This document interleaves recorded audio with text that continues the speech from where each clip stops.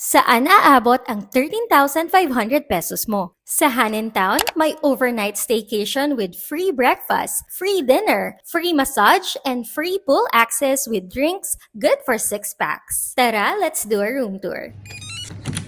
Yung family room nila for 6 is a loft with kitchen, living area, 2 bedrooms, and 3 queen-size beds. Korean style, so very spacious, and this is our view. Ito yung bathroom and complete na rin yung toiletries. Now, let's go to the pool area. Syempre, andito kami sa pang-kids, but meron din naman yung pang-adults. Then, dinner naman tayo dito sa Sky Lounge. Bale, yung free dinner nila is 500 pesos per head, and yung free breakfast naman nila is buffet or eat all you can. And ito na yung favorite part ko ng staycation kasi legit sobrang sarap nila mag-massage. So, kung naghahanap kayo ng quick family getaway na sobrang sulit at complete package na, Hanin Town Hotel and Pool Villas is perfect for you.